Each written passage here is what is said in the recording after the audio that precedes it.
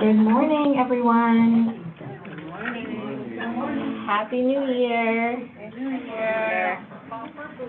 My name is Melissa Schammel, and I am the coordinator of this community of practice. It's great to see you all here, 2020. Can you hear me okay? Is this microphone working? Good. Yes. Thank you. Yes, we do have someone on the phone. So just so you know, and we also, as you know, we're recording. So this is our first meeting of 2020, and we're going to be focusing on using data to empower individuals and communities for everyone working in prevention across the state. I'm really happy to see such a full room. I know there's lots of data coming our way beginning of 2020, so it's very relevant, and we have some great speakers today, so I'm looking forward to today's agenda.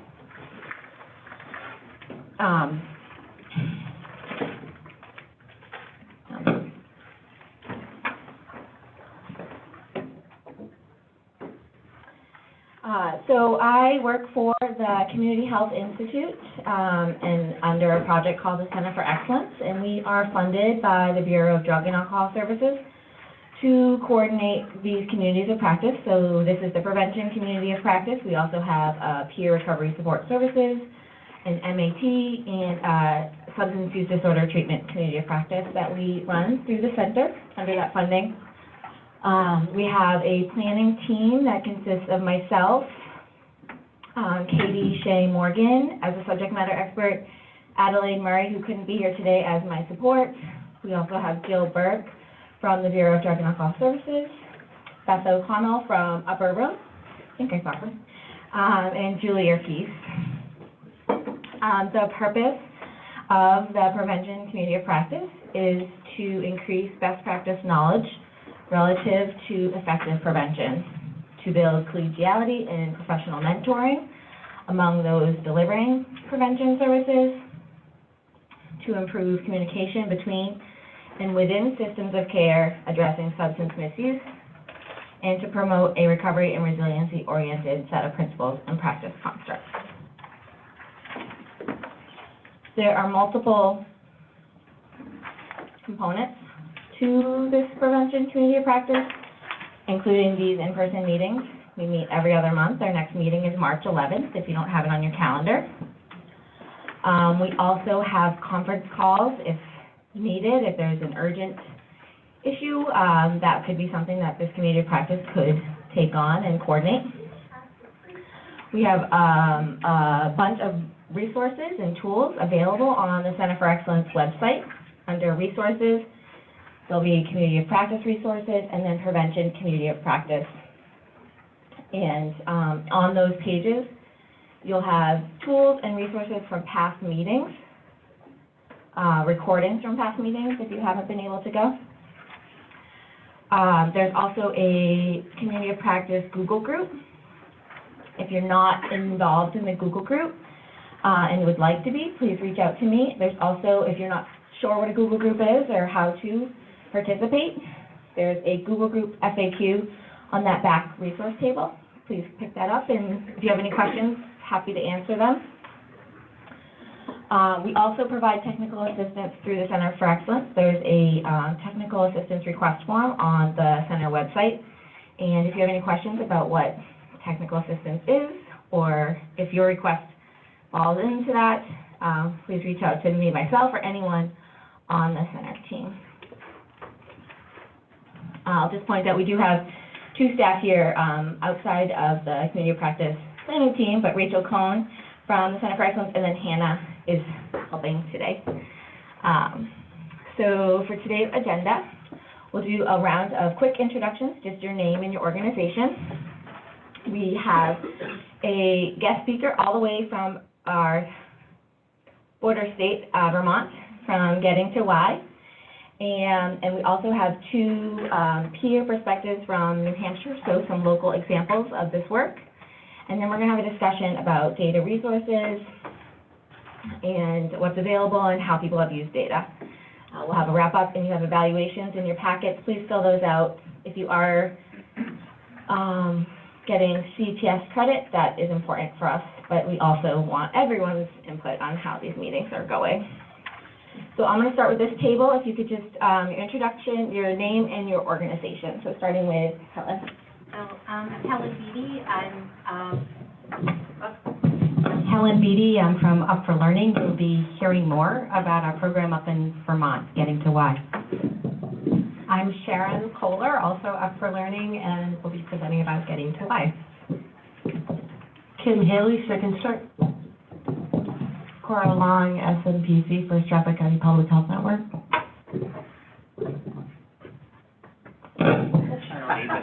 Ann Crawford, the Bureau of Drug and Alcohol So Services. there are people on the phone and we are recording, so if people could use the microphone, I would appreciate it. Ann Crawford from the Bureau of Drug and Alcohol Services. I'm Lindsay Messina. I'm the SNP for the Seacoast Public Health Network. Maria Reyes with Seacoast Public Health Network, COC. Jill Burke with the Bureau of Drug and Alcohol Services. Olivia Abshar, Bureau of Drug and Alcohol Services. John Minicello, Hancock Police Department. Susan McKeown, retired nurse practitioner and FASTER facilitator in Manchester. Charlotte Scott, Southern Rockingham Coalition for Healthy Youth. Celeste Clark, Raymond Coalition for Youth. Vicki Harris, Dover Coalition for Youth. Jay Batchelder, Pembroke School District. Jess Morton, Division of Public Health Services, Tobacco Program. Angie Raymond Leduc, all together. Marissa Carlson, New Hampshire Teen Institute. Maura McGowan, New Hampshire Teen Institute.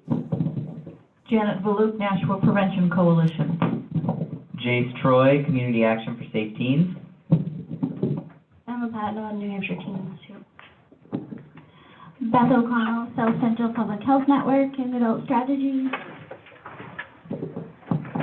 John Latender, COC for Greater Monadnock Public Health Network. Sarah Johnston with Reality Check. Dawn Schimberg, Youth Assistant Program in Tilton. Emerson Kelby, Youth Assistance Program in Tilton. Sean O'Brien, Adapt. Peter Siebert, the Keene YMCA Community Coalition. Jennifer Selfridge, Carroll County Public Health Network. Greg Williams, SMPC for North Country Health Consortium. Liz Brosher, SMPC for the Central Region, and the Katie, Communities for Alcohol and Drug for Youth. Elizabeth Duffy for Network for Health and COC for South Central. Kate McDonald, SNPC for the South Central Public Health Network. Catalina Kirsch, Continuum of Care, Carroll County Coalition for Public Health. Lynn Haskell, Merrimack County Juvenile Services. Candace Tucker, Franklin Mayor's Drug Task Force. Kim Wade, Partnership for Public Health. Mike McFadden, Belknap County Juvenile Diversion. Kelly Gaspa, Partnership for Public Health. Julie Yerkes, and I'm on the Planning Committee. Melissa Lee with U.S. Cooperative Extension. Stacy Lazar, Manchester Health Department. Rachel Cohn, Community Health Institute. Bob Thompson, North Country Health Consortium. Hannah Lessels, Community Health Institute. Thanks for saving me the step. So I thank you, everyone. I think it's really helpful. I know it takes a little bit of time to get through everyone, but just so people know faces to names. And in that line, we also have a contact list on our Center for Excellence webpage. So people, if they hear a name and someone says something that is really connected to your work or you want to follow up, we do have that contact list available on the Center for Excellence website.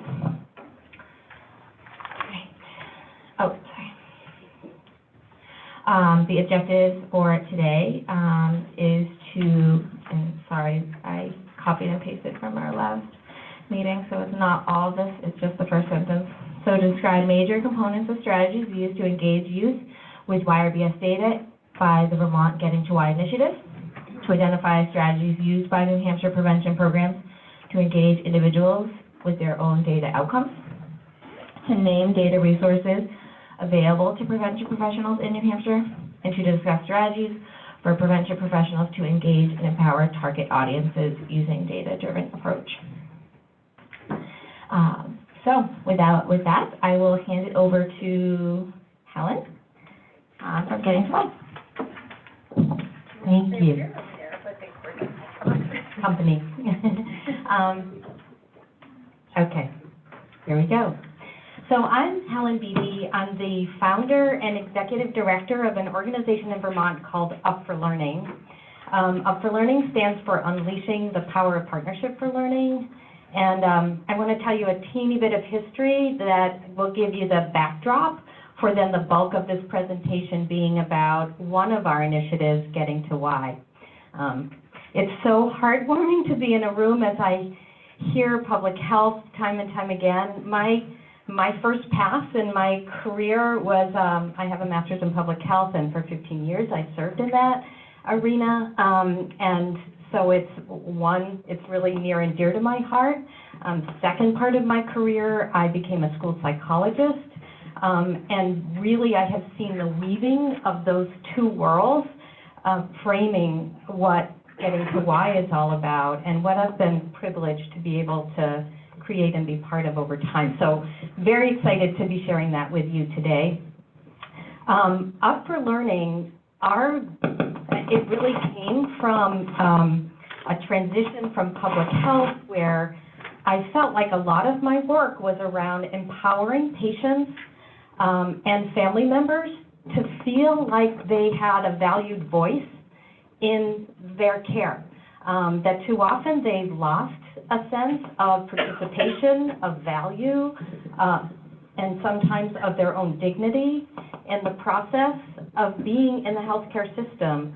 And when that happened, they lost a margin of healing that I felt needed to be found and optimized. When I moved into education, I thought I was going into a whole new arena, and lo and behold, witnessed the exact same thing.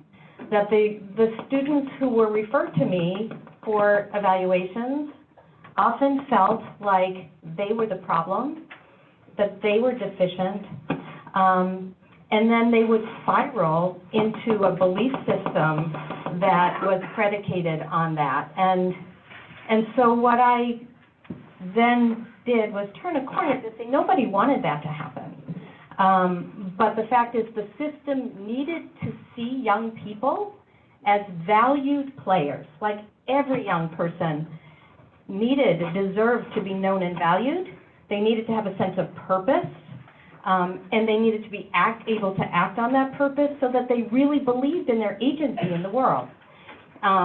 And if there isn't a prevention approach that isn't grounded in a belief system around those essential ingredients of young people really not only theoretically thinking that they should believe in themselves, but practicing it day to day because they're affecting change in their schools, that's what we set out to do. And so we have a whole variety of ways that young people partner with adults and become agents of change to the betterment of their communities. And Getting to Why was one of the first programs.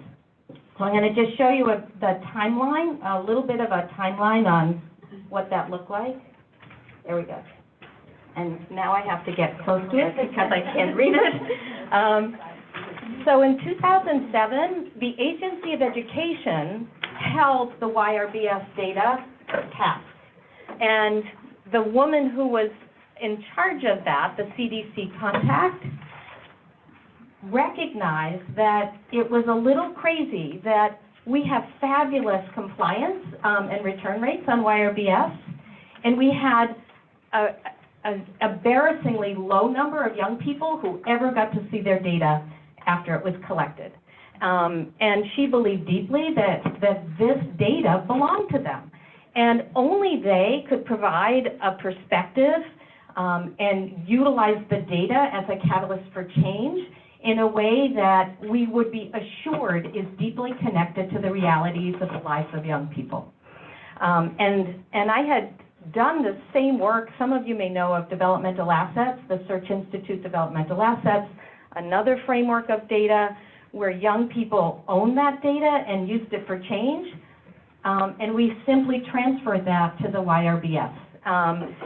We believe as an organization that if young people are going to step into a role that many people do not expect them to take, we know that there's kind of a rampant underselling of what young people are capable of, that data is one of the catalysts, one of the ways that they can get a foothold to be credible and also make great decisions and assume a new position as change agents. Without that data, it's a hard road to hoe, but with YRBS data as such a credible data source that they attach high relevance to, that this was an opportunity to position them within their schools and communities in a way that was powerful, showcase their capacity for innovation, their deep caring, and their capacity to really make changes. So that happened. It started at the Agency of Education.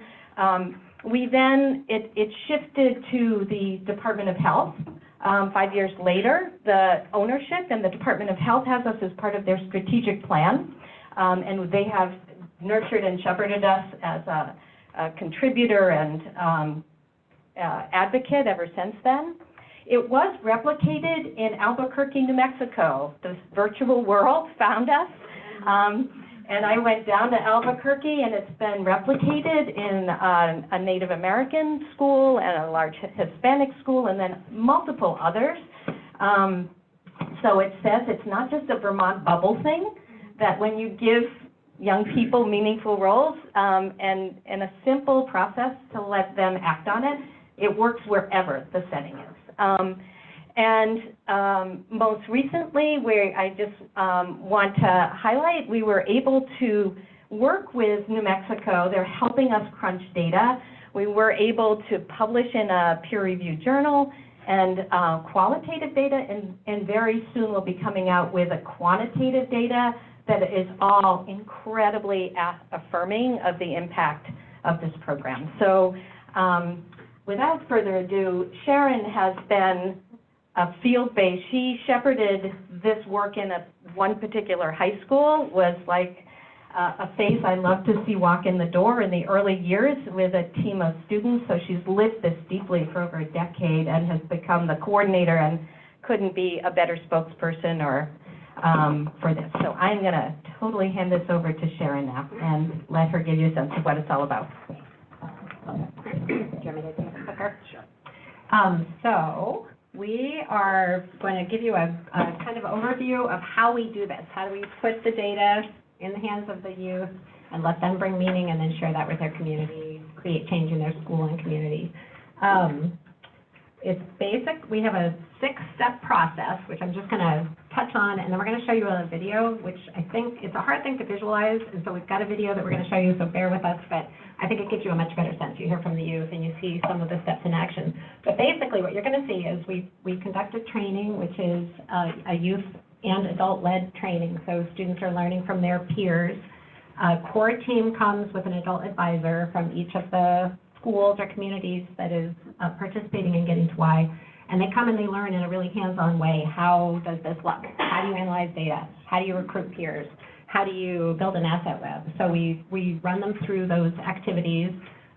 They then go back to their own school, and that core team recruits a larger group of peers, and they lead a data analysis retreat, which sounds kind of dry, but they have a great time doing it. And we encourage them to recruit 15 to 20 as representative of their community as they can recruit for that one-day data analysis, because the more voices you have looking at the data, the better results you're going to have. They finish the day with a map of their assets, their community and school assets, and also top concerns they see in the data and top strengths they see in the data. They spend some time doing root cause analysis. What are the root causes of our concern areas, and doing some action brainstorming.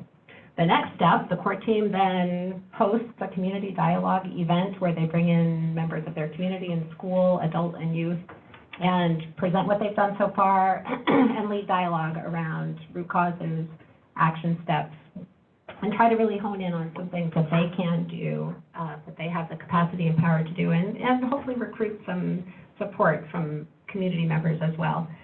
They implement one or two action steps that year. They can certainly carry that over into the coming year and implement more actions, but really the focus is on doing something to create change around their concern areas and build on their strengths. At the end of the year, we encourage them to celebrate their work, publish in their school newsletter, in their newspaper. We publish a newsletter, which you all have a copy of, that highlights what they've done, because we feel it's important to celebrate their work. And also, the more public opportunities you have to present this information, the more dialogue happens, and the more kind of the youth priorities are spread.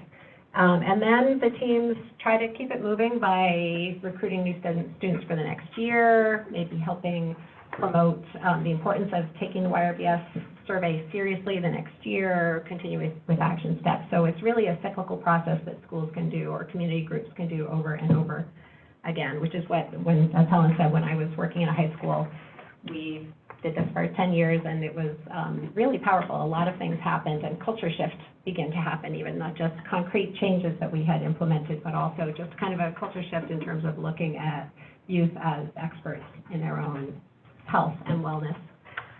So the next piece that we'd like to do is have you, if you'll bear with us, sit through a short video, which Melissa's going to cue up. Well, it's 12 minutes. So, but it'll really give you a sense of what it looks like, because it's kind of abstract until you see it in action. Should I turn this off? Yeah, that's a good idea.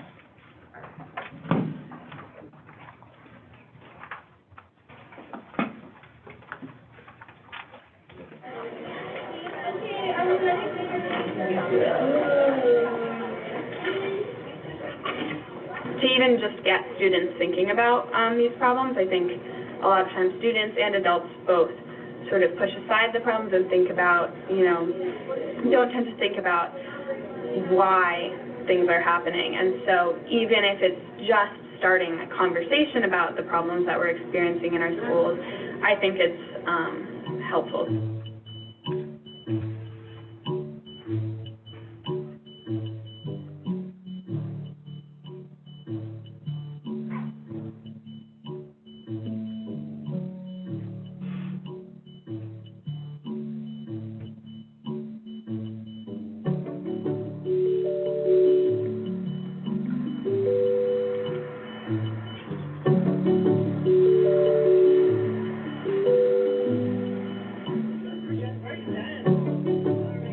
We're here to look at the results of the Vermont Youth Survey and determine what course of action we could take based on those data.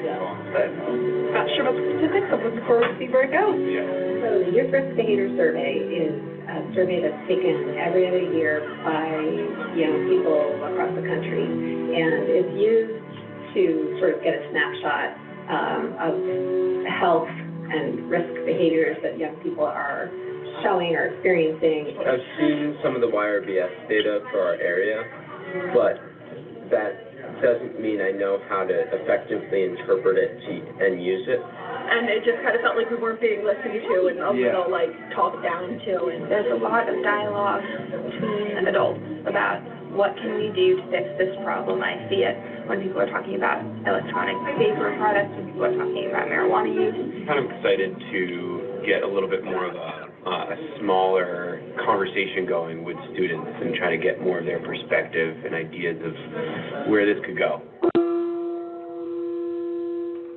Y'all should have folders, and those are going to be your materials for the day. From the sort of practical sense, it teaches the students how to lead the activities and what they're going to be doing, and just kind of immerses them in the material and in what we're going to be looking at. And what you to do is, at your table, just take 5 minutes to look through some of the data and try and think about anything that's surprising, something you think that might be a strength in your school, or something that's concerning to you. Okay. But it's definitely shocking. Yeah. Okay, texted or emailed while driving a car.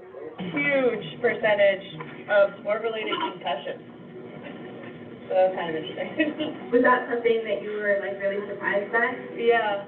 I was surprised by it. Secondly, one of the really great things about this training is the way in which it brings together students from different schools.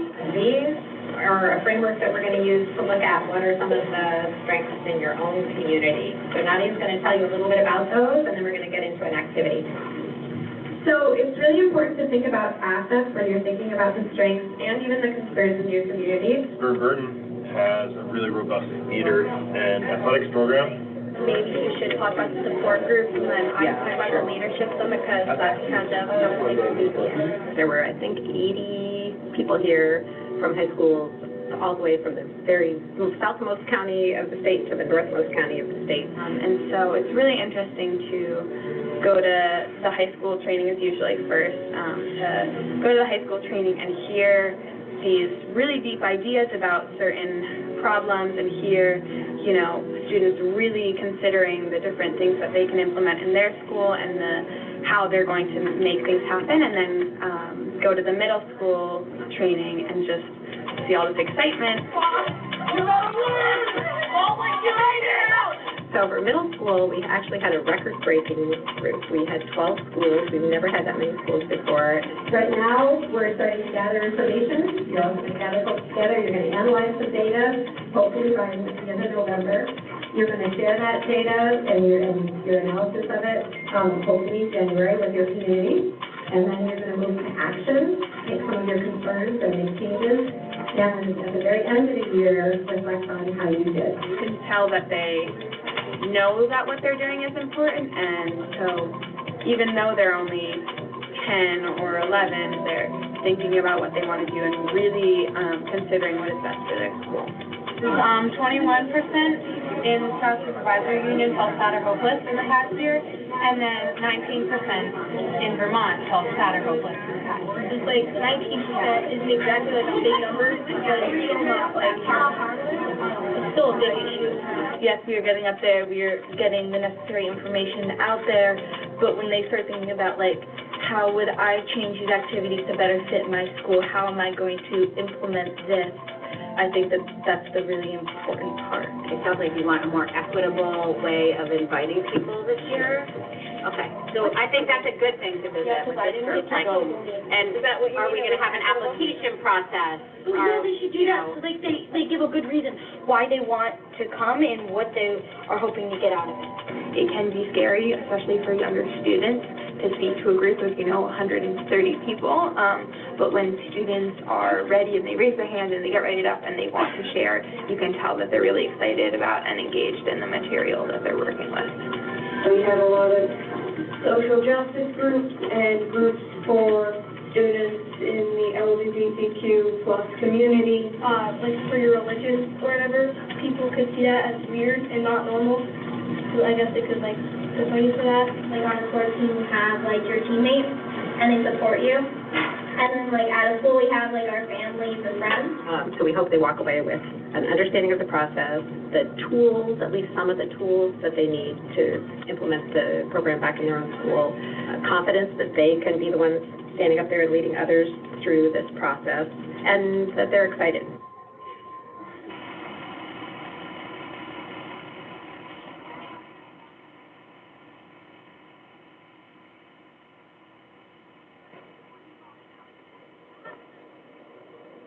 After the training, the core group goes back to school or community and recruits hopefully a representative group of their peers, and they host a data analysis retreat where between 20 and 30 youth come together and they look at the data, their own data. There are experts that can help you get a grip on what's going on. So don't hesitate to ask them. And these guys are going to run our show today. Yeah. All right, so you guys can have a seat in our place too. Let's do this. All right, hello everyone. I'm Luca DeRuza, and this is Mila Smith. Yes, this is.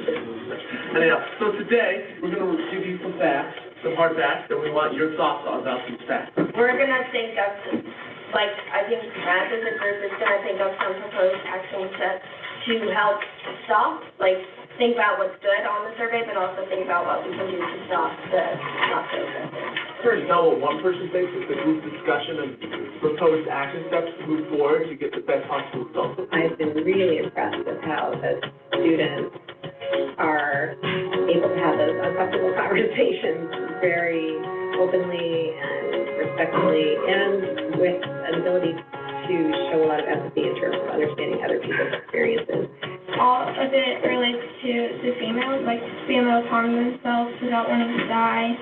They have been forced to have sexual intercourse, or like they feel that they don't matter to the community. They should feel like they can speak out and they can make a change in their school, and this percentage doesn't show that. It's not that surprising, like all fields are concerned for all of the kids, one root cause. It is pretty novel to have youth using this data to create dialogue and to decide what they think is important, and then have change happen because of their priorities. So here's what we got. Our 3 concerns. Number 1, 10% of students seriously thought about killing themselves. Number 3, 9% of folks bullied someone else in the past 30 days. And number 6, 47% think that alcohol would be sort of easy or very easy to get. They come to a decision as a group about what their top 3 concerns and their top 3 strengths are from the data. They spend some time talking about root causes and then developing a preliminary action plan.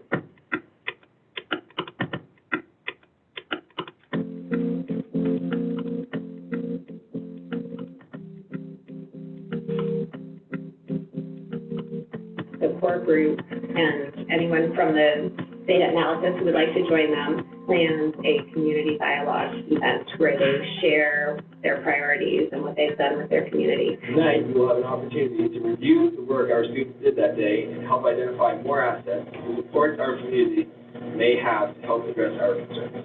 And they will generally invite people from school, they'll invite community agencies that maybe have some connection to their concern areas, parents. So somebody that's THC in the system, they're actively smoking, their brain is not working at full capacity. There's a ton of resources out there to educate. Like, that's something that exists already that makes everybody's work easier. And the idea is at that point to really hone in on some action steps that can happen. Like that's what you were saying, instead of just teaching, oh, this is bad for you, don't eat this, teach healthy lifestyles, healthy ways of living, and going off of that. The lack of food as well, and the steps that need to be taken would be to communicate the need to donate food if you're able. So it really can change the culture of a school and a community to one of looking at youth as partners in their own education, in their own health, rather than recipients of adult ideas and programs and efforts. With this, like, teaching the body positivity, like, but to an extent, obviously. They make it fun, like cooking classes. Yeah. Things like that. Yeah. Kind of lost that. I mean, when I was going to high school, like home ec was still a part of the school. Yeah, we do. They just got. Yeah, but I heard that. That's what I heard. One of the things that can be really powerful is how this conversation that starts with the youth identifying their concerns in the data can really affect other people's thinking. And I would like to see family and consumer sciences being brought back to Oxbow and being part of the curriculum, because it addressed both of those. And people take action in their own realm of influence beyond the students actually having to plan and take an action. Trying to find local resources for you guys to access as you try to get the team food shelf off the ground. Students who I've known for a long time who have really become very civically involved after being involved in getting to why, just because I think it spurs something in them that they want to make a difference in, and they feel the confidence and have the skill to do that after participating in something like this.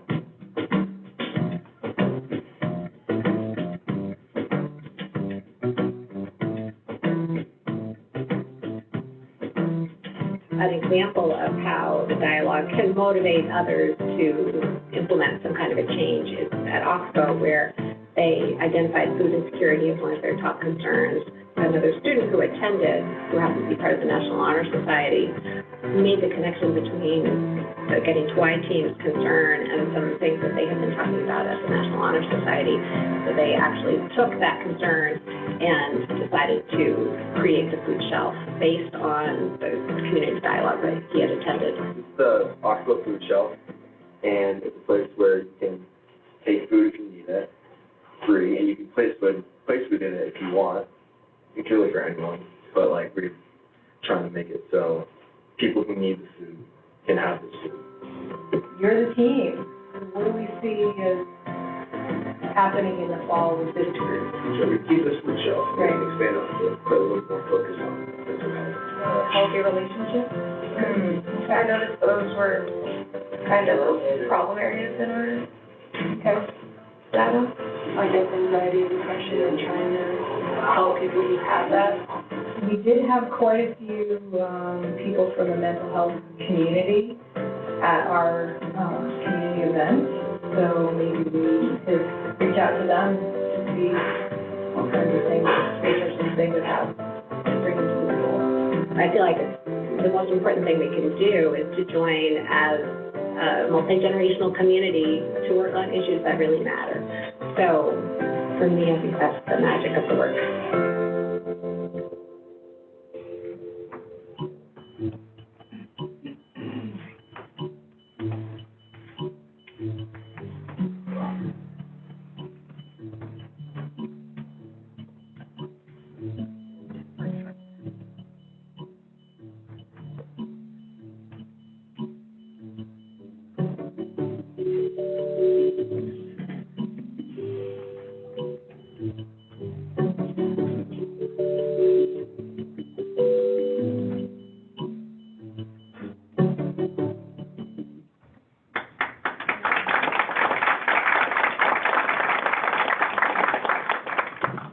Thank you for indulging us, but it feels like it's easier when you can actually see it happening.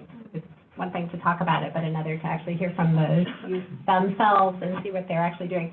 And one of the things that really strikes me is that really there are 11-year-olds doing this, and they have these intense conversations about really important and powerful topics, and it blows your socks off when you see this happening. So it's nice to get a little glimpse of that, I think. So I was just going to run through really quickly each of the steps. You've already seen them, but if you have one or two questions, we're going to have time at the end for a general discussion. But if you have a question about one of the steps, please feel free. We can take a couple questions now. So again, we start with the training, which you saw in action. Those were some big events. They're co-facilitated by young people, which is an important part of the way Up for Learning operates. It's all about youth-adult partnerships. So we model that for the students. Interactive, as you saw in the video, learning things that they will lead back in their own communities. This is a sample agenda for our training day, just in case you want to kind of see what it looks like. We meet in Vermont, we meet in Montpelier, which is kind of a central location for folks all around Vermont. We always get feedback at the end of the day, and one of the most important things to the participants is the ability to connect with each other, students from other schools and communities, and we try to build fun into everything that we do, because we all need that, but it's especially when you're young, it's an important part of the day, fun and connection. We use a strengths-based approach, as you probably saw the big asset web that we had up on the wall. We encourage them to start each of their events with that approach as well. It's really easy when you're looking at data to get focused on the negativity and this is terrible, and when you start by identifying existing assets, it really just sets the tone, especially with a multi-generational conversation and the community dialogue. It is super important to start from that place of strength and what can we celebrate and what can we build on as we're working on our improving things in our health data. The second thing you saw was the data analysis retreat, which the students host back at their own school. Again, starting with the assets, we've got two ways that we teach to do that. Search Institute's developmental assets is one approach we use. They create an actual asset web. Another is the Circle of Courage, which a lot of Vermont pediatricians use. I don't know if it's something that you're familiar with here, but it's got 4 quadrants of strength that is used as a basis for identifying assets. They go through data analysis, which oddly enough is a favorite part of the day. Their analysis retreat for many young people. They love looking at their own data, and they really do an excellent job. We have, again, a framework that we give them to kind of structure it. But each school will do it a little differently. You can see, one of the reasons I included those top two pictures is on the left, top left is one school that had PowerPoint and charts, and the second school that put sticky notes on the backs of students and hoodies, and so everybody customizes it to what their school, what their community is comfortable with. And bottom right, you see some really young kids. Those are 5th, 6th, 7th, and 8th grade kids, totally diving into their data and loving it, and coming up with really important points. They map their root causes, which we think is very important to look at why things are happening, not just what is happening, and start to think of solutions. Again, connections, data, dialogue, and fun are all important parts of the data analysis as well. Community dialogue event then happens with the core group, and they often will invite peers that participated in the data analysis. In my own school, I saw that was a great way for students who maybe are not often in a leadership role and aren't often seen as being the typical leaders to step in, because now they're starting to see themselves as experts. So they may join in with this core group to do the community dialogue, and it's a great stepping stone to seeing themselves in a different light, and to have people in the school or community see them in a different light. A sample community dialogue agenda. And again, the dialogue is really an important piece of this, getting people talking about what matters to the youth, what the adult perspectives are. Dialogue is super important. Action plan implementation, all kinds of things happen, from little teeny projects, maybe a poster campaign, to having policy change around condom availability in school, to starting a community-wide teen center. You saw at Oxbow, they started an in-school food shelf. So it can be little things, or it can be big things. They might host a speaker, or they might start a teen center. It really depends on what the group capacity is and how much support they get from their community. We wanted to have you, with that in mind, looking at action implementation, we wanted you to take a minute to look at, I think in your handouts, you've got a sheet that has some of these, getting to why actions. So it's an actual list of actions that were taken as of May, at the end of the last school, May 2019. So Helen's going to lead you through a short activity, very short. So if you could locate this, please, and we just invite you for 1 minute to sink into some of the actions that have been taken by teams.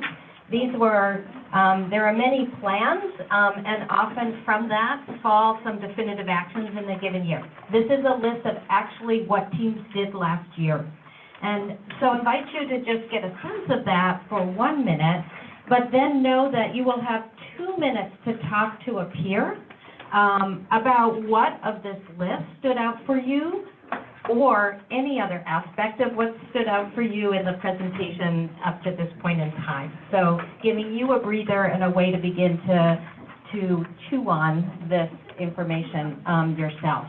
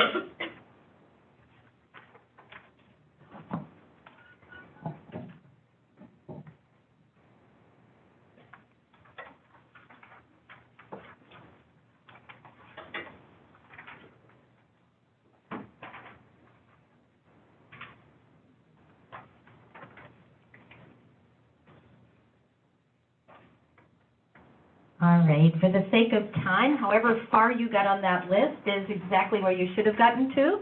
I invite you to turn to one other person at your table, and you have 2 minutes to please share just reflections of what stood out for you on that list, and or any other aspect of getting to why that has created questions or intrigue or has been notable. So 2 minutes, here we go. Share time. Sure.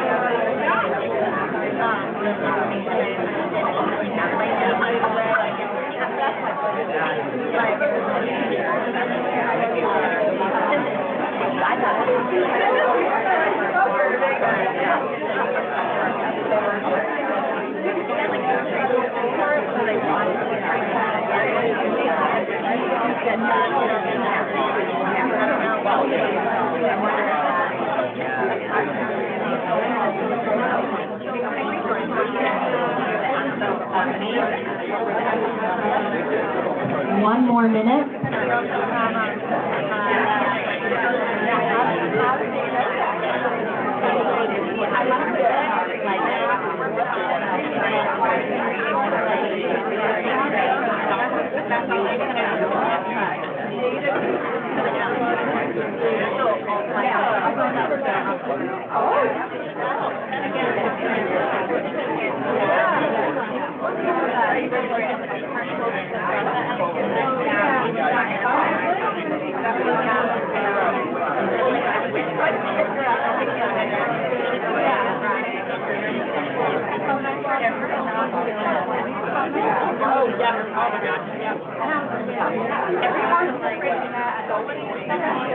Last thought?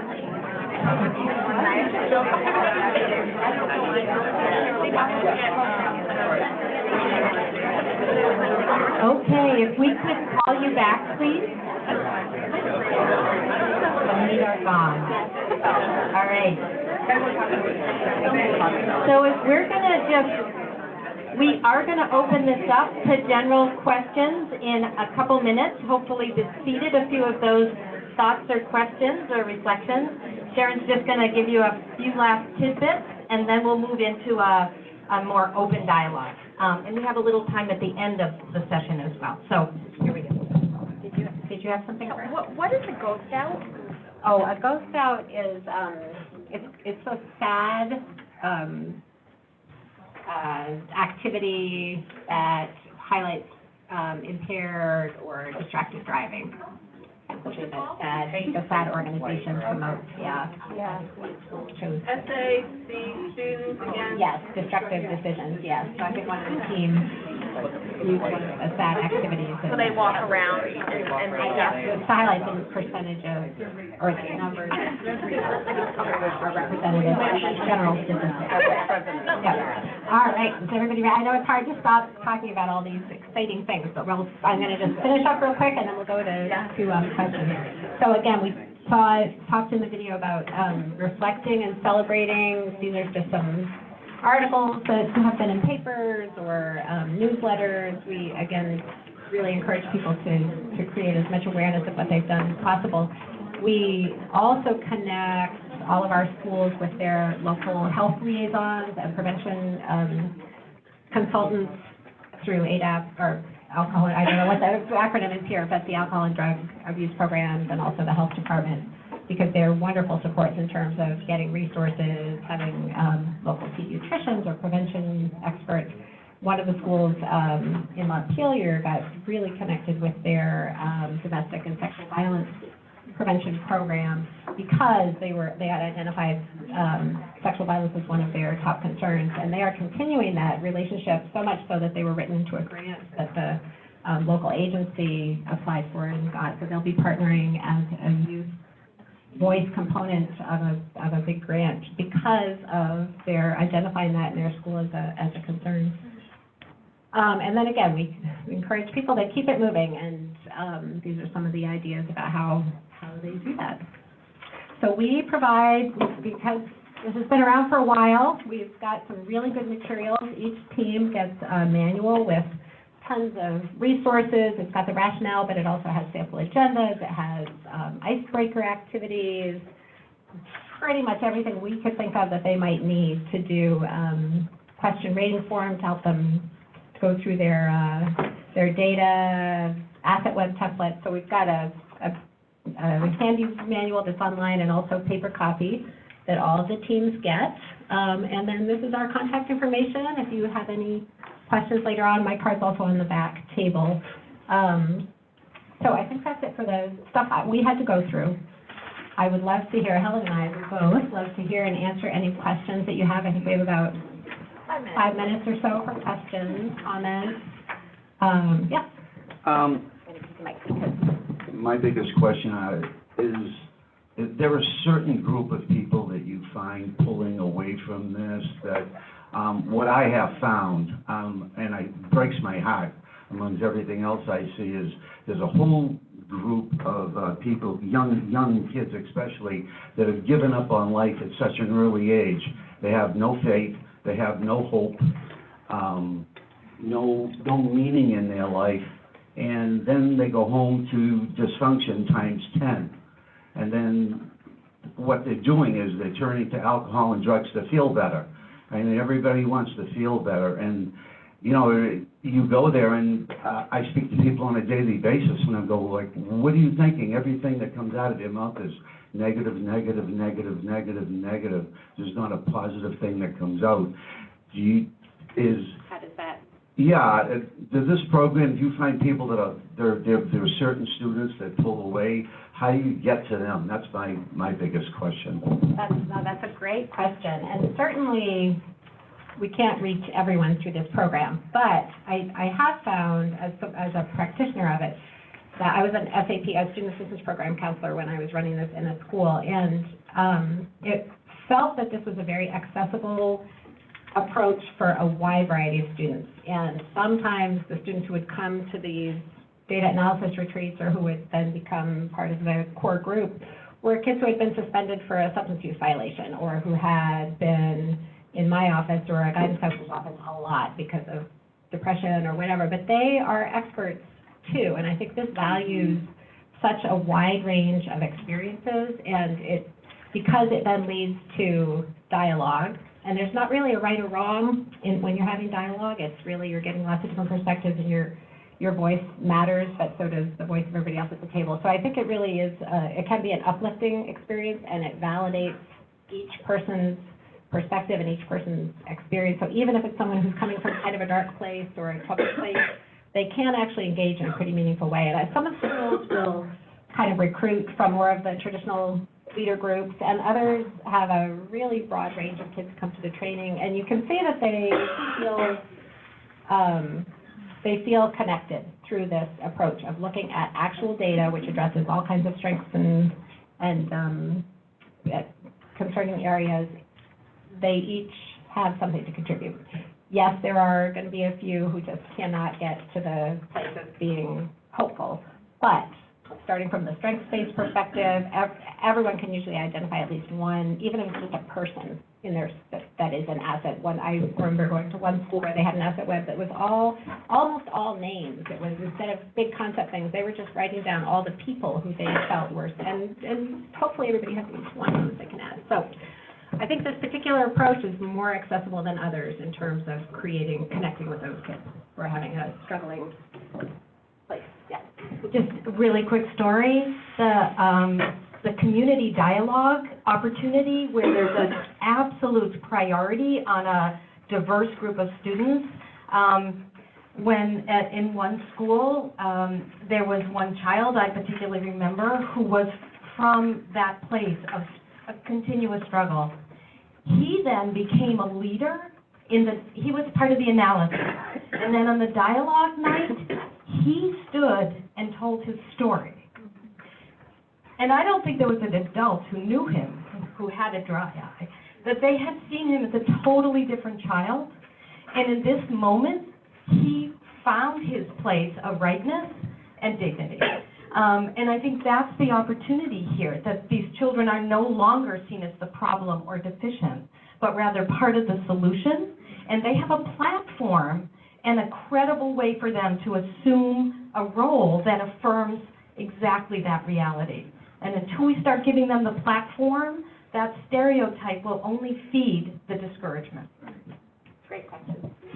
Should we bring the mics up?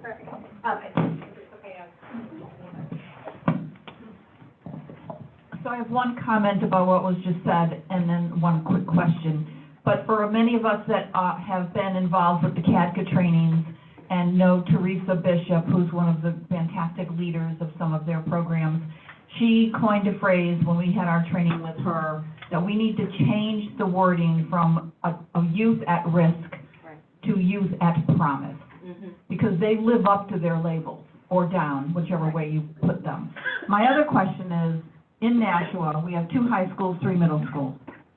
We do the middle school YRBS, the coalition pays for it. We do the high school YRBS through the state. And the one thing that we have never done is to share individual results with the community. The schools get their individual results, but they don't want us publicizing that because then you've got, oh, well, Nashua High School North is way better than Nashua High School South or Fairground Middle or whatever. And even in communities around us, you know, that Jason and I talked about it, that, you know, they have some very upper class communities and then some very low income communities that they work with. And, you know, they don't combine them either. And in some cases, you know, we may not have gotten approved to do this by the Board of Education in the middle school if they knew we were going to be separating out. So how do you handle that part of it? So in Vermont, the schools do get their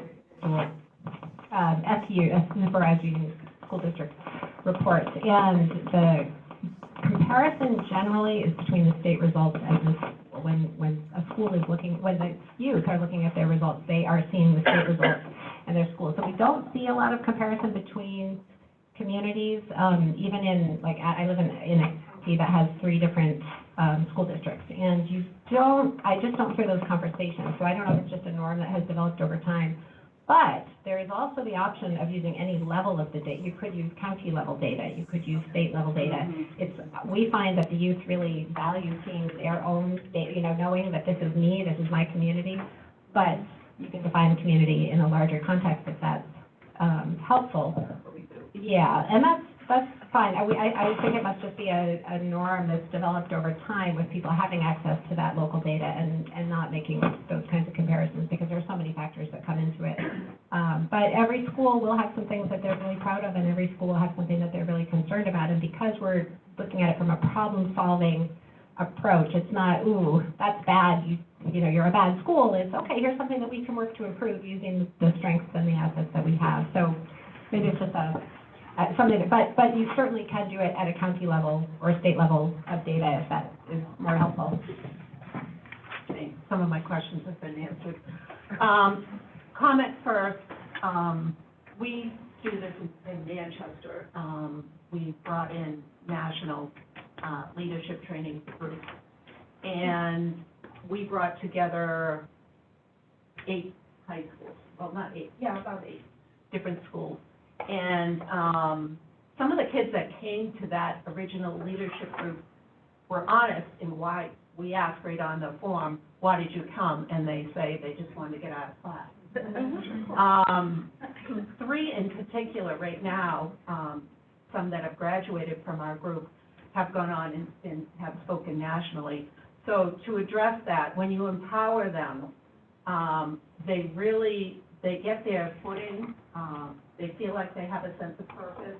And one of the comments from one of our students, who's current now, says that she feels that she has a voice, not only in her school and community, but she feels empowered nationally now. So that's really impactful. A question, and it was surrounding the YRBS. Part of it was answered regarding schools letting the information get out.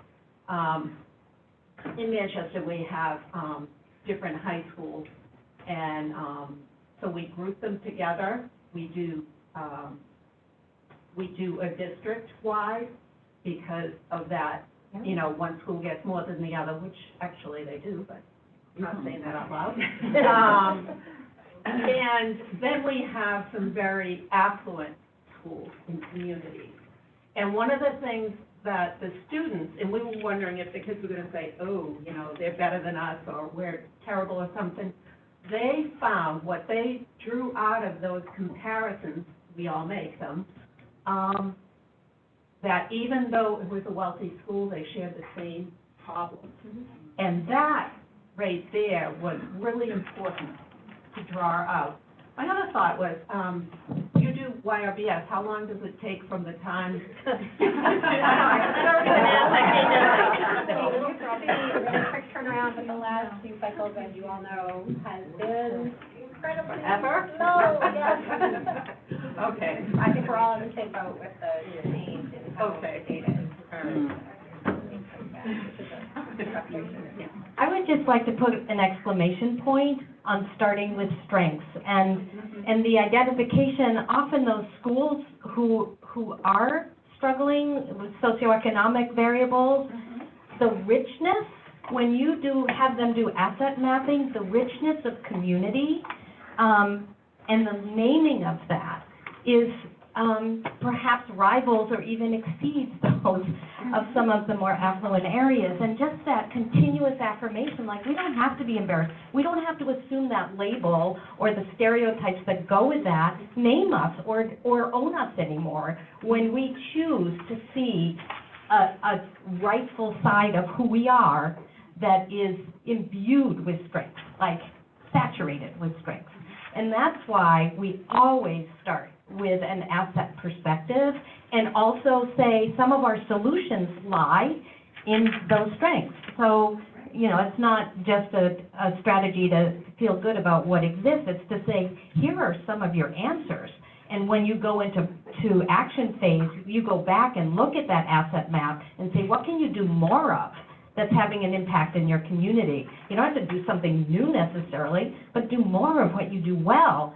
And how encouraging is that for people to recognize, wow, like we've got the building blocks, we just need to do more. So that's a huge theoretical part of the construction of our process that I think I would never be negotiable. In this generation, I find very empathetic. Yeah. And willing to just really jump into that other person's shoe. I just found that, I find the adults, when we get out into the community, have far more labels. Yes. They're cautioned with them, they're very cautious as to how they use them now, to be politically correct, but they are black and white on their face when they talk. Absolutely. And the kids are the ones that usually correct them. Cut to the chase. Yeah. So, there's hope. Yeah, there is a lot of it in this realm. Yes. I want to make sure that we have enough time for our New Hampshire examples, and then also time for more discussion, facilitated discussion. We can talk about all these things. Any burning questions you might have could probably be answered at that point. Thank you. Thank you both so much.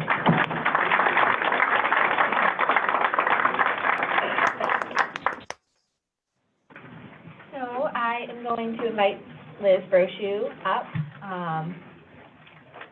to share about her program. I believe the microphone is like weird when you stand back here, but okay. I'll try my best. And we're running about 5 minutes behind, so I'll just, okay. I am going to stick to my notes so I can stay on time, and it was a late night last night. My daughter has ear infection, so I will stay on my notes, so I apologize if I'm looking down. But my name is Liz Brochu. I'm the Substance Abuse Prevention Coordinator for the Central Region, and also the Certified Prevention Specialist for Communities for Alcohol and Drug for Youth in Plymouth. So Greg and I were actually asked to share information on our data implemented utilization in our approach. Both Greg and I are substance misuse prevention coordinators, and there are also 11 other substance misuse prevention coordinators, or SMPCs, and I'll be using SMPCs throughout my presentation. So we all do similar work. Can everybody, the SMPCs, can you just raise your hand around the room? So we have 5 of us here, 6 of us here today, but there are 13 of us in all, 13 regions. We also have a lot of DFCs, so drug-free communities in the room, and we have Dover Youth Teens Institute, ADAPT, and so we have some really great programming in the room already, so this is really fantastic.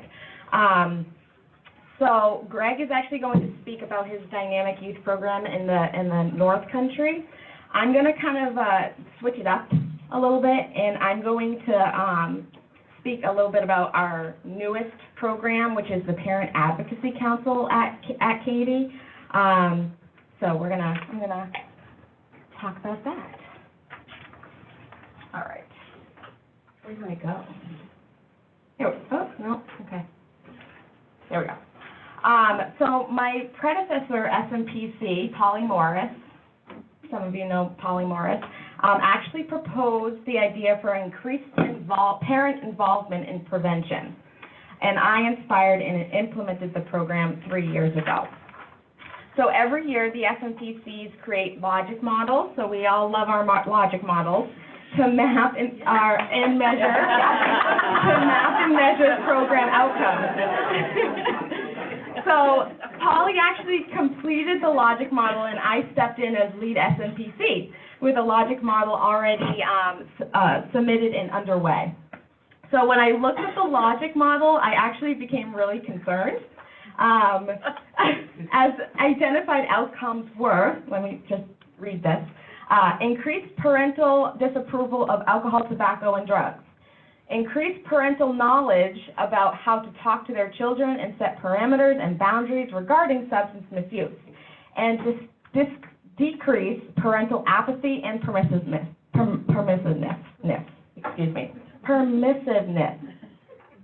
So 3 very lofty goals. Big goals, and at the time, we didn't have any parent involvement activities at the time, so no strategies. So we had no strategies to address these. So if we expected to achieve these outcomes, we need parent involvement ASAP and focused strategies and specific activities.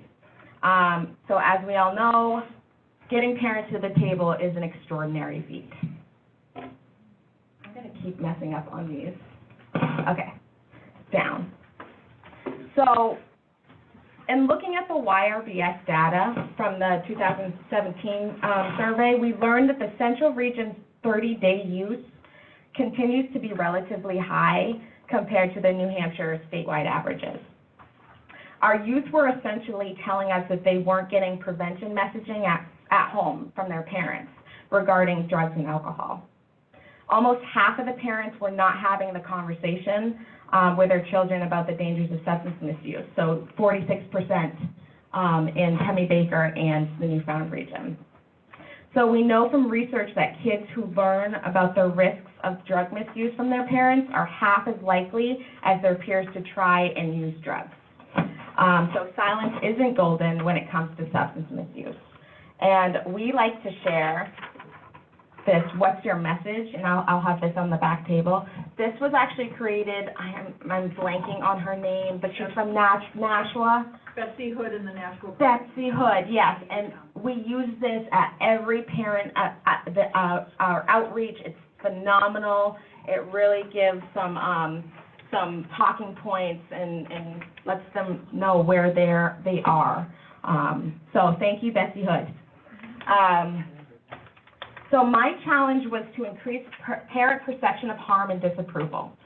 Being that we lacked information for parents or even data, we had to base our decision from what the youth was telling us, so the youth feedback.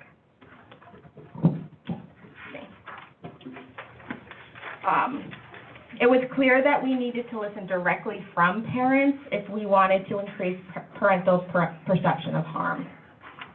The challenge continued as we were seeking to work with the 2 most normalized substances, which was alcohol and marijuana, and still is.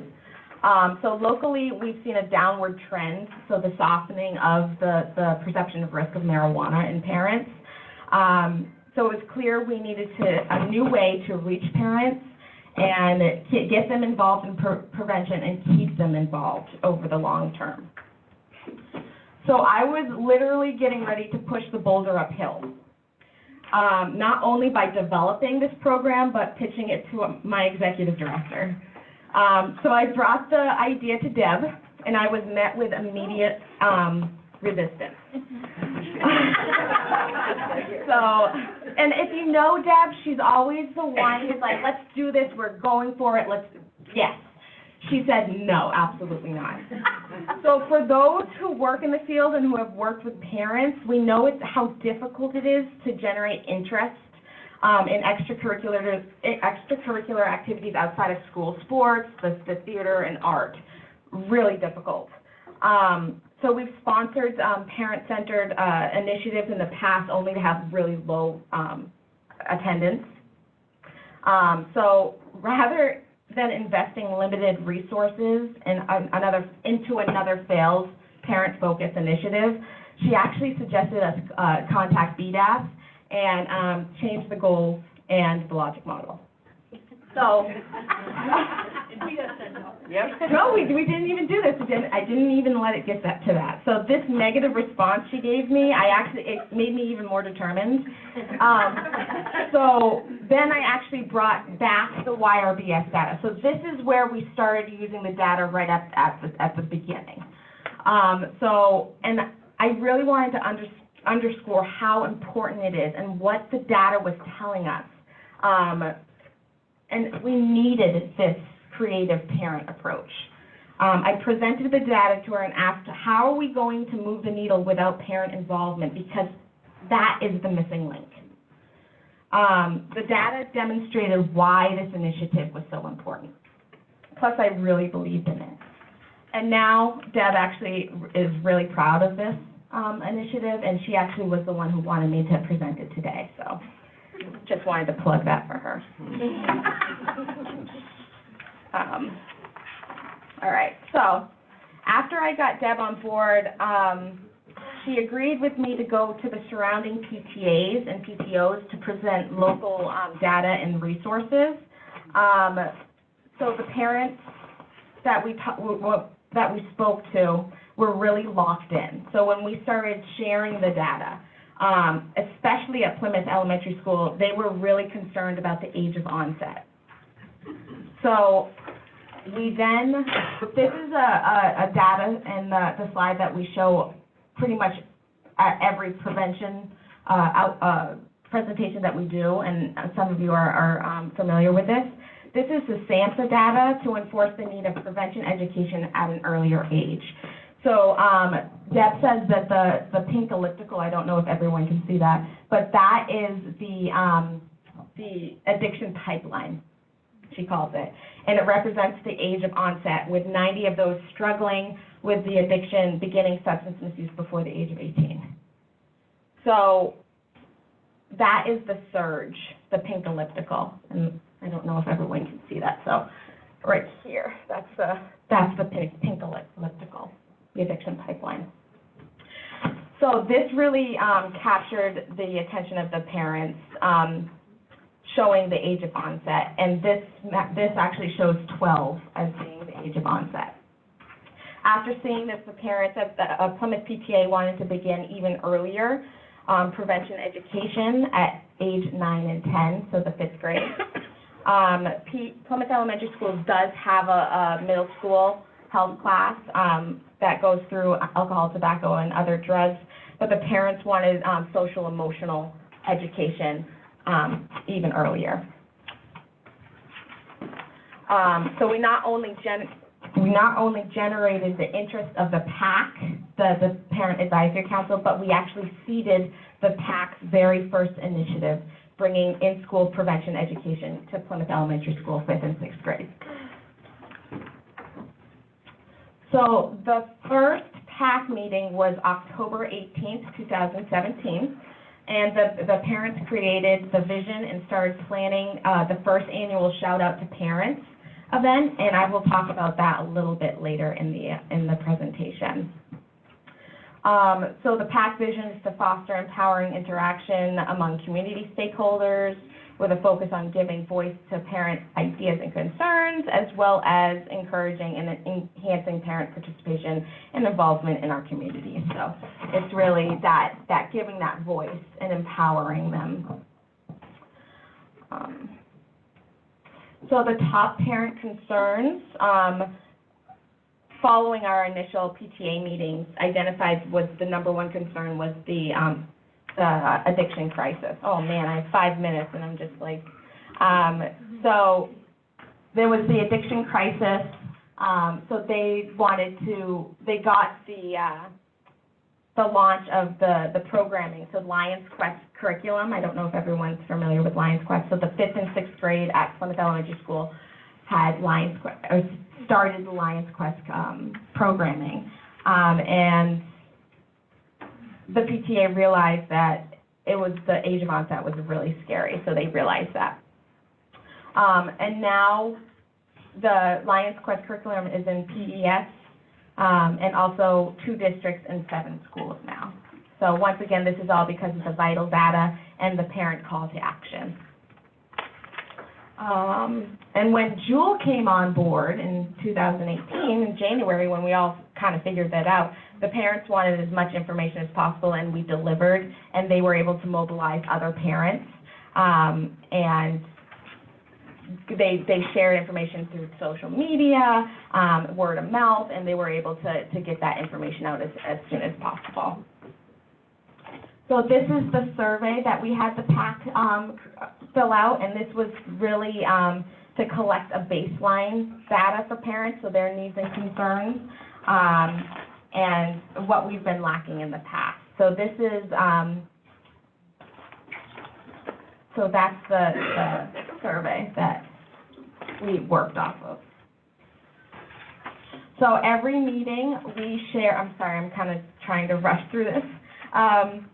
We do education. We have 30 minutes at the beginning of every meeting for updates or educational information for Katie to bring to the table. So this is data, state initiatives, Katie events, etc. So they can actually take this information and they're able to continue with the topic and or make a project out of it and bring it to their peers as well. There's time for support, so parents can bring their concerns that they're dealing with and share it with other parents in the room. That's a huge need that they really want to have an opportunity to network. Fundraising, they actually wrote grants for the in-school programming, so the data that we gave them, they put that into grant fundraising for their schools. They've done testimonies for the marijuana legalization and actually had their children as well, so they taught their children and gave them information. And then our annual shout out to parents, which is every November. We were inspired because there's a National Parent Involvement Day in November. We kind of spurred it as National Parent Involvement Month. So in November, the PAC plans and mobilizes other parents to attend this event to celebrate parents, and it's 100% about parents and guardians. And this year was the first year we opened it up to grandparents. So it's a group of highly influential. They're influential on the lives of the children.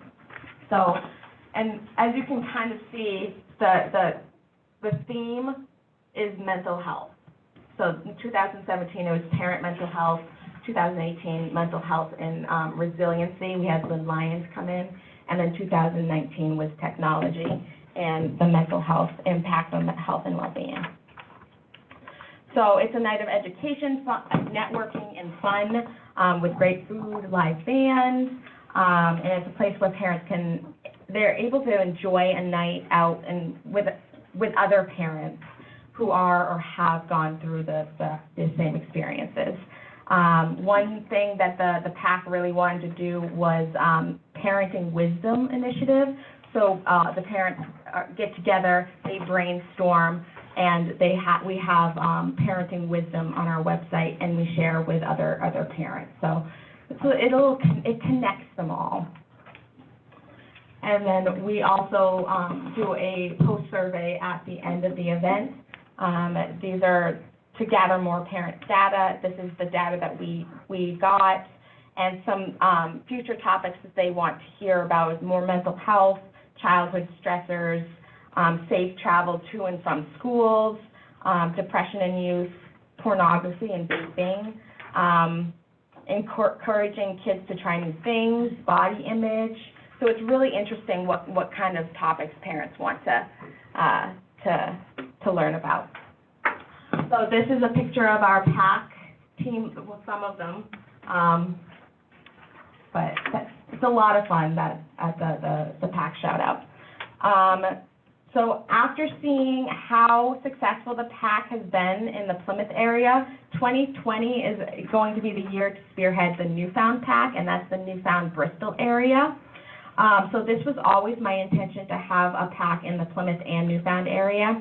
However, I needed to create a successful and sustainable program before introducing the initiative in a community where the highest risk indicators and low community readiness, and that's the Newfound region.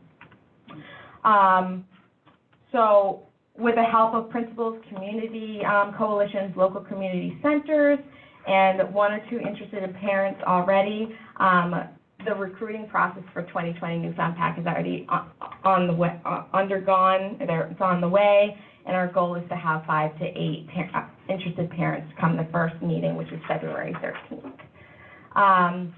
So we're going into this with our eyes open and knowing that the Newfound PAC is going to be a challenge. But just like the initial idea of the PAC, I am determined and I know it's worth the investment. So thank you, and that's all.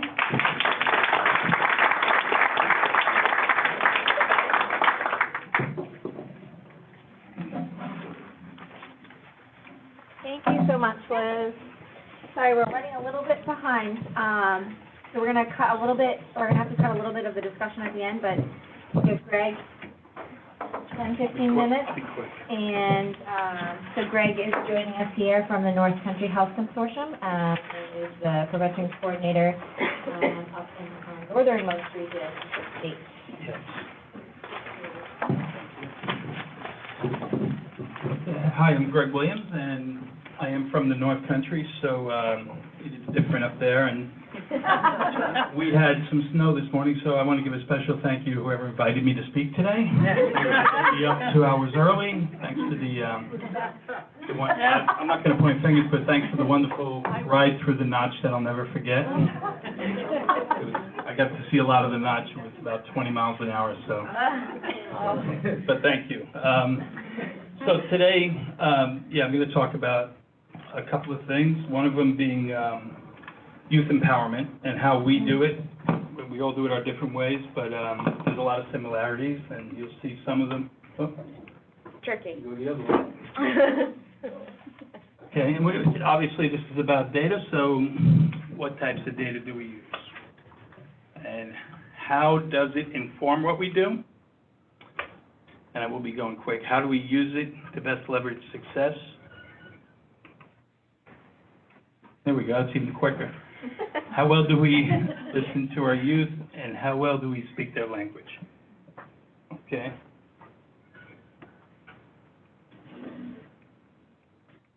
Sorry. Yep. Okay.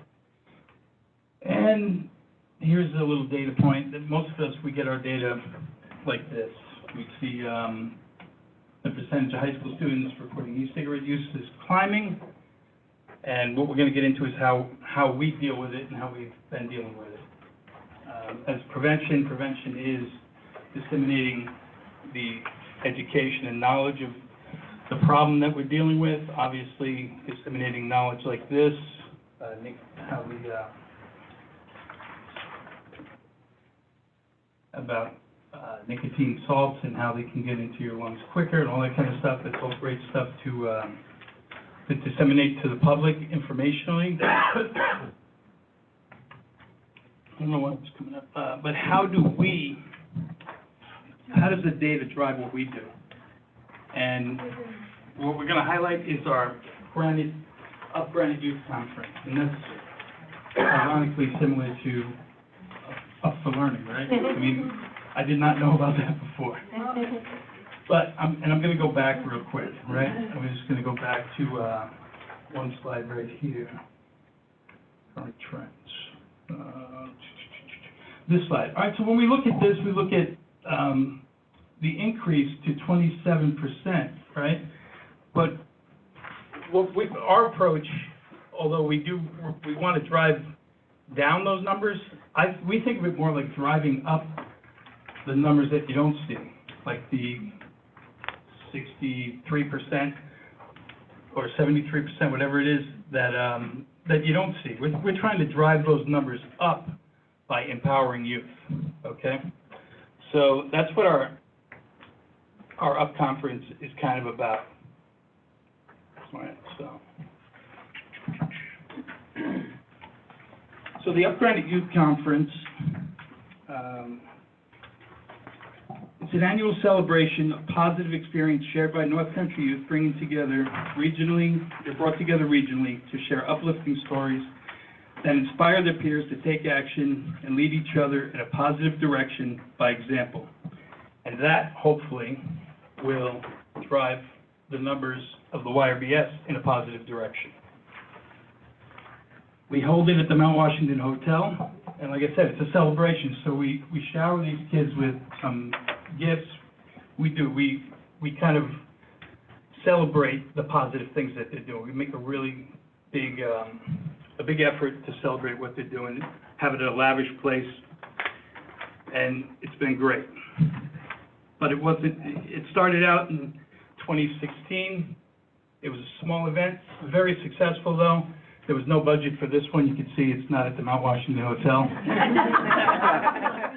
But it was a really successful event, and it was very powerful. The lights went off, and talk about resiliency. All the kids, they pulled out their cell phones and lit up the whole place. When the power went out, it was during a thunderstorm. It was incredible and really moving event. So we got a lot of great responses from it. MUR was there, but it wasn't always great. So after this, I moved on. This got me my job at the consortium, which was also another great thing that happened here. I got a better job. I was a teacher at the time, and it was a student project for the opioid situation, and the idea was to give youth the power to solve it.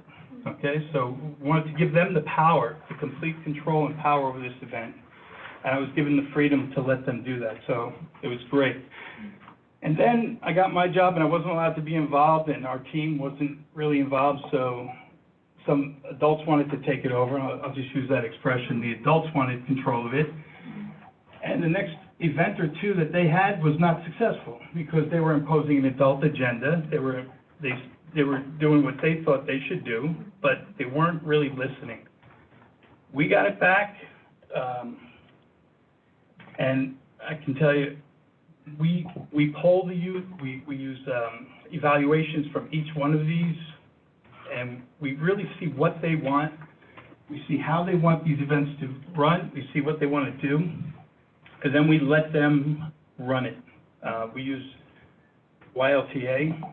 We use their leadership to help us facilitate some of the the icebreakers and some of the coordination. We get great partnership with them. Let's see what else we got here.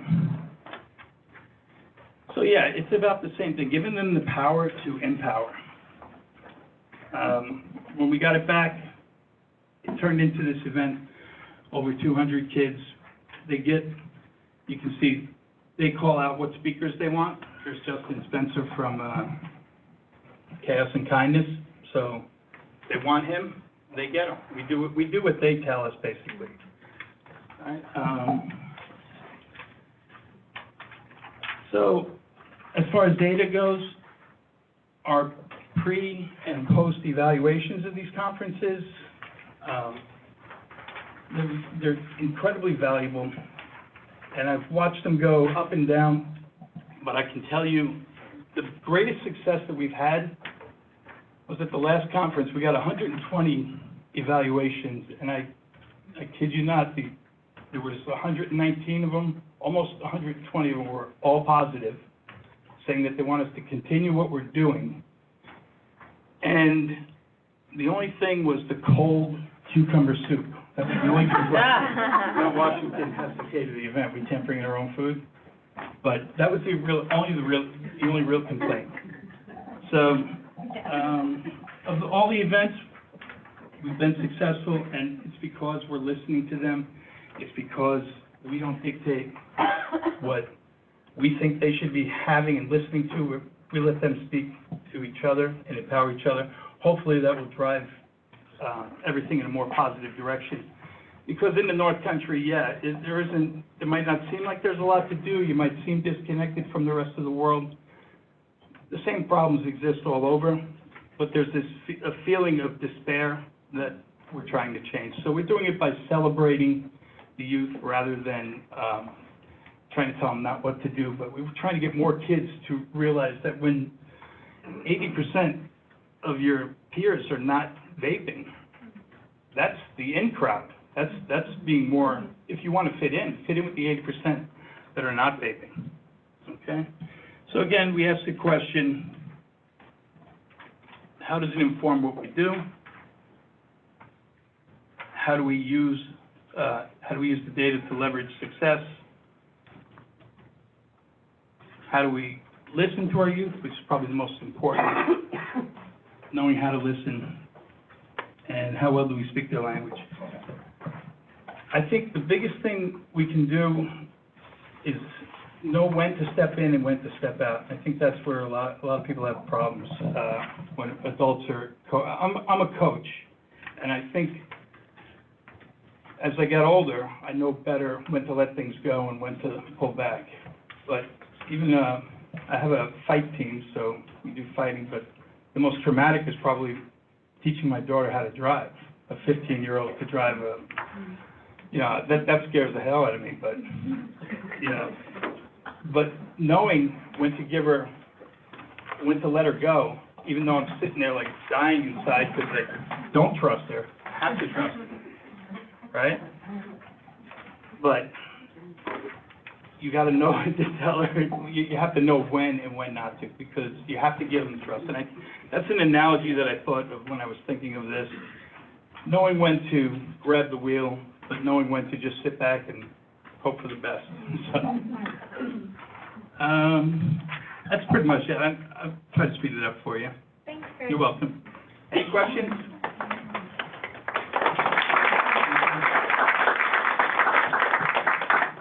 Go for it as a group discussion, so I think that questions for Greg, Liz, and for our JQI could happen during that discussion that Jill will lead us through already.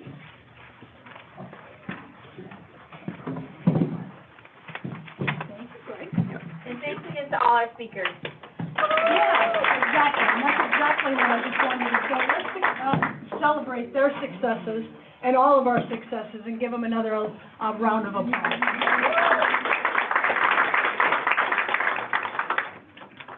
So, as many of you know, every time I go out and talk to all of you, especially when I'm doing these prevention listening sessions across the state, what I am saying is, when you give individuals a voice and you recognize the intrinsic value that they have in prevention and in the continuum of care, then good things happen and things change. And we are seeing that, and many, many of you are doing that currently within your own organizations. First, I want to ask, are there any questions or reflections to any of the speakers that we've already heard from today? I want to know how Vermont can pay for the middle school YRBS. How can Vermont pay for the middle school YRBS? How is it funded? I believe it's funded through the Department of Health. Interesting. Yeah. Are we listening? Yeah, right. Thank you. I think it must be. Yeah, it moved from the Agency of Education to Department of Health. That's We great. have a very high rate.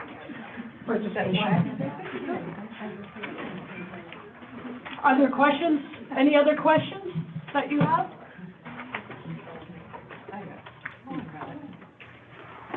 So now I want to hear from other organizations, because I know this is happening in other regions and within the DFCs and within our direct prevention services and within many of our programs, including within our schools for SAP programs. Is anybody wanting to share some similar experiences that they have had using data to help drive decisions by asking youth or young adults or older adults? Hello, can you hear me? Yes. Hi, Bridget Taylor. I'm with Nahatica now, but I was in a DFC in Sullivan County for 5 years. I'm waving at the names I recognize. I hope you're all waving back. But one of the things I wanted to say, especially since Vermont is here, is that where we were geographically, we were right next to Windsor County, Vermont. And so one of the things I think is always important when we look at YRBS data, not necessarily when you're running, a workshop with kids, and not necessarily when you're in Manchester, but in terms of planning and looking at the big pictures, look at where you're located, because some communities are very,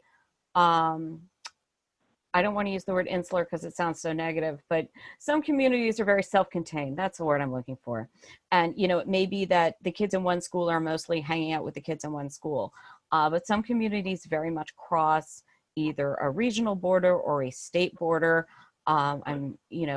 We have borders with Maine, we have borders with Mass, we have borders with Vermont. And sometimes looking at where those patterns are can be really helpful, especially if the kids start telling you, everybody gets their alcohol at the package store over at such and such a place. Thank you, Bridget. Marissa? Yeah, should I, no, I guess, coming over to you.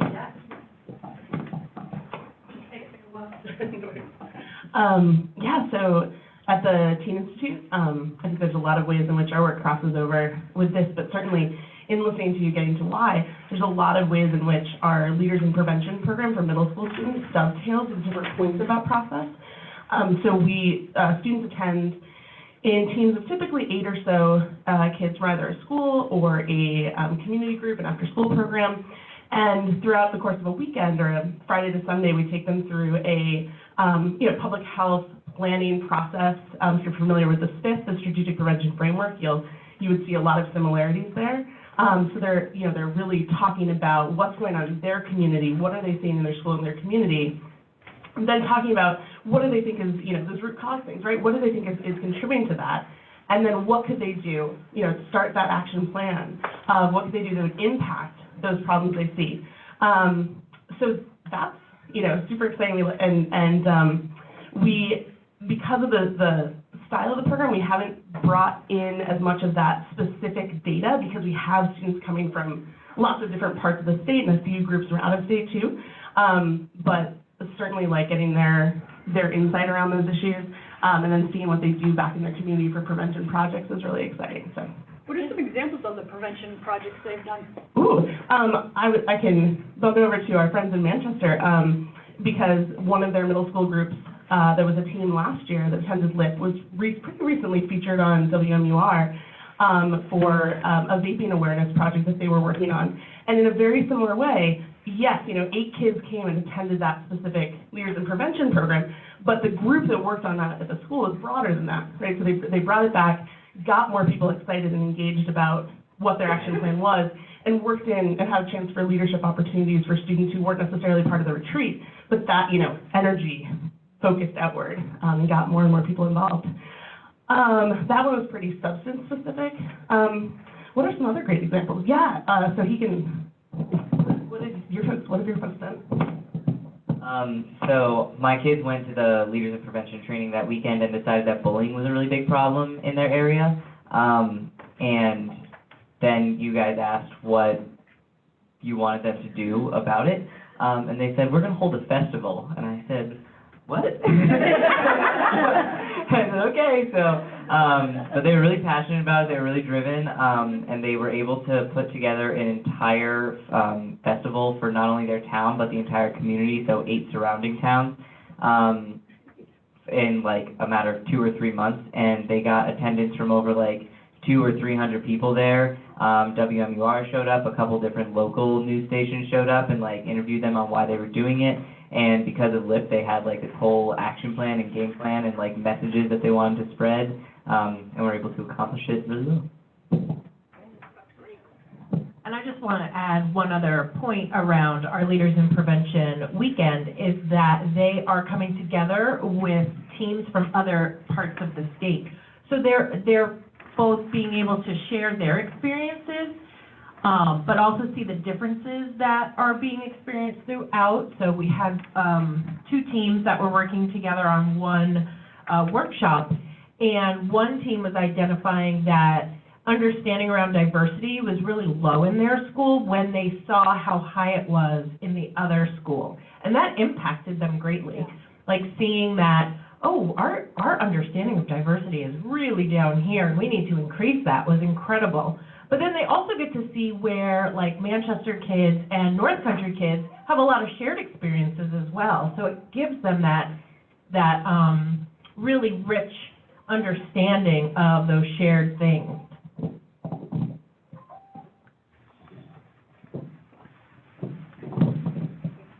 So more again about the strength-based and what we have in common as opposed to what we have that is different, that is really driving. And I think that really speaks to sometimes when we are concerned about affluent areas versus, you know, non-affluent or however you categorize them. When you bring students together, that really goes away. So that's good, yes. Could I say something for a minute? Sure. I left some folders, some contact information in the back of the room.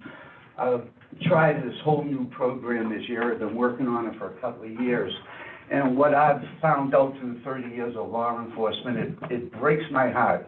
I mean, I see a lot of things happen, but what breaks my heart the most are these kids that are losing faith. They don't have hope.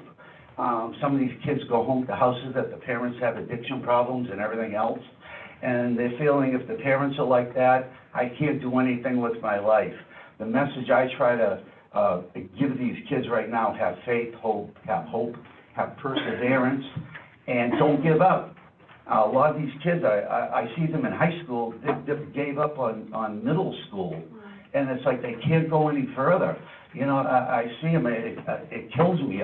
Everything that comes out of their mouth is negative. So basically, when I'm starting, I have this whole thing, it's positive, positive, positive, positive. You're on this earth for this short period of time. You're meant to do something on this earth, and basically you don't waste your life. You know, I've gone through everything in my life, from my wife committing suicide to 2 tours in Vietnam to seeing death and everything, and we're all here for a short period of time. No one's going to be here in another 100 years. I just want to thank everybody so much from the bottom of my heart, everybody doing what they do, and what you people over here from Vermont are doing was very inspiring today. So I guess everybody's got their little niche. I'm trying mine. Thank you. Thank you, John. And you said your material's on the back table. Yes. Thank you for that. Thank you. Are there organizations that are thinking about starting to engage youth or young adults or other populations in these conversations and things that you learned today that you'll be taking back to your regions? Lindsay, I was thinking of what our conversations, because I love to just call on people. Lindsay, I was thinking about our conversation where you were talking about bringing parents and their students together to talk about the shared experiences of stress. Yeah, were there lessons learned today that you thought you could take away?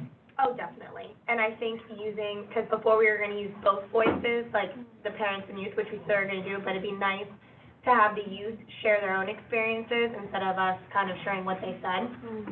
Letting them talk to the parents, I think, is more impactful than them telling me and then me sharing it with them. Yeah. No, John, and then Kelly.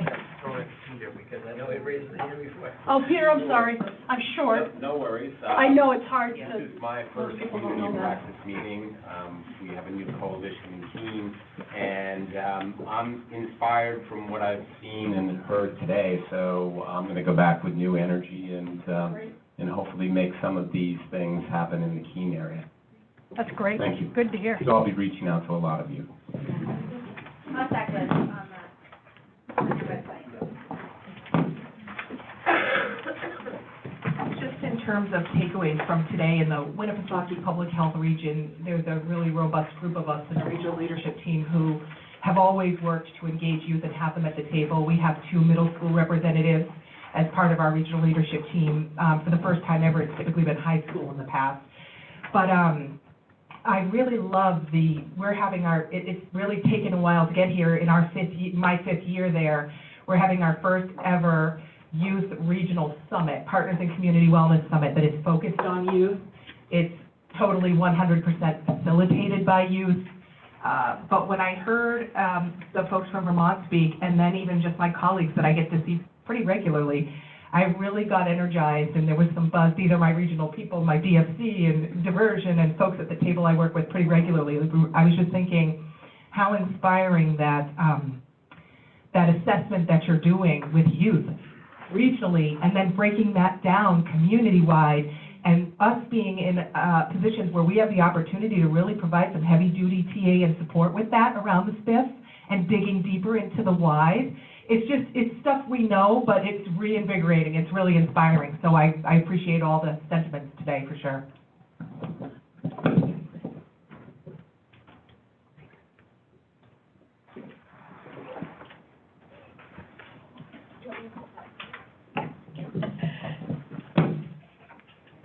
So, what's that? I'm sorry. I'm curious if there's information on the stress thing, or if that's open to anybody, if you could promote. We haven't even where we're going to do that yet. It was just a discussion. Oh, I thought it was said it was tomorrow. No, that's a the different college event. one. That's a different event. Yeah, that's it. We had alluded to earlier about the slow rollout of the YRBS. That's not going to go away anytime soon. I'm here to tell you it might even be slower this year, unfortunately. But, you know, there are other data sources. But let me get back to the YRBS. The YRBS is definitely a tool and a catalyst because it is conducted in New Hampshire in high schools and sometimes within the middle schools. But there is a lot of other data sources that we can utilize, especially when you want to get to the root causes. So while the YRBS can be a springboard, like Vermont has mentioned, we also want to be cognizant of what else is available that we can use to look at the root causes and also to look at the strength-based parts of things. The slide before, I'm not going to touch anything because I seem to mess everything up. The slide before, through the Governor's Commission on Alcohol and Other Drugs, there is a task force called the Data and Evaluation Task Force. In other states, it is called the State Epidemiology Outcome Work Group. It's the same thing, but this brings together a group of diverse professionals, typically through state government, that are all data stewards. Rachel sits on this, I sit on this, I don't know why I sit on this, but I sit on this. Probably because they want the one person to be like, what? What is that circle? So that's why they bring me on board. Oh, also I pay for it. So there is a rich source of data that really gets to that root cause. It is anything from emergency room visits, chief complaints at hospitals, diversion data. There is a limited amount of prevention data, but there are prevention data that's related to the 211 calls, who's calling for prevention, and education services. Actually, as of last year, 37% of calls to our addiction crisis 211 was to ask for prevention or education services. So that's a very good sign. Parents in treatment, they're really concerned about ensuring that there's prevention. So they're asking for it. Individuals in recovery, same thing. People are asking for prevention, and we need to highlight that. There are data sources. There was a link that was on a slide before that I'm not touching, that you all can access. One of the greatest sources of data that we do have, there's also a handout. And I can post this as a resource on our page, so you can have the link. She can post it on the resource page, and I believe it's also in your handout as well. That 211 data Is that on here? No, it's not, no, but we can get that data. Yep, we can get that data. And we can get it on a regional basis as well, and down to the town level. It's not by Regional Public Health Network, but it is by the region. One of the greatest sources of data that I think folks should really become familiar with, and if you're not, is Robert Wood Johnson has a wonderful data program and a model that they have used, which is the county health rankings. The reason I like it is because it looks at social determinants of health, and it is a model that we all need to be mindful of, because for so long we have concentrated on the substance, we've concentrated on the, access to marijuana, the use of alcohol, the use of tobacco, the use of vaping. But what is driving that? Right. Oftentimes it is those social determinants of health that's behind that. And we have proven this in, there was a study that was conducted actually by the Winnipesaukee Regional Public Health Network a few years ago using YRBS data and other data that showed a correlation between food scarcity and mental health. Individuals that are concerned about where their food, their next meal is coming from, oftentimes exhibit signs of depression and anxiety. It's a no-brainer. We all know this. But we have so often concentrated on the YRBS and the emergency room data and the naloxone and the et cetera. We need that data, don't get me wrong. But we also need our social determinants of health data. So that's the bigger dive that we need to do, that why, getting to the why that we talked about. We did that with the young adult assessment, and this is what we also need to do with other populations. Excuse me. So, to wrap up quickly, if you haven't done so already, check out the New Hampshire County rankings for, through the Robert Wood Johnson Foundation. I stumbled on that the other day, and I totally said Johnson, Robert, and Wood. Don't know why. So Robert Wood Johnson, New Hampshire County Health Ranking, please check it out. It's good. Make sure you're doing that deeper dive. With that, I am going to wrap it up with Melissa. I don't know if she has any last minute things.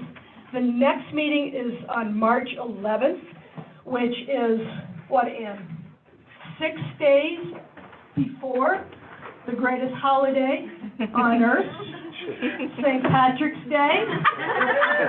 Yes? Yes. So, wear your green in March. And we will bring green cookies as well. I won't be here. Oh, she'll be happy. Oh, that's right. Melissa, I don't know if you've noticed, Melissa's having a baby. I am as well. But Melissa's having a baby, and she will be out on maternity leave at that time. I'll miss the celebration. She'll miss the celebration, but wear your green. I do want to say that I believe the Vermont folks are going to stay around, so thank you all for your time and energy. And with regards to anything you need for data, don't forget the New Hampshire Center for Excellence. And with that, Can I ask a question? Is your new staff person here? Olivia is here. Hi, Olivia. Welcome.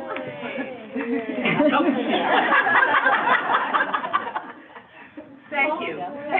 Thank you. So normally on these slides, I have the dates for the upcoming meetings. So they're on the Community of Practice website, but as Jill said, our next meeting is March 11th. And then we have a meeting on May 13th, July 8th, September 9th, and November 10th, which is actually a Tuesday, not a Wednesday, because of the Veterans Day holiday.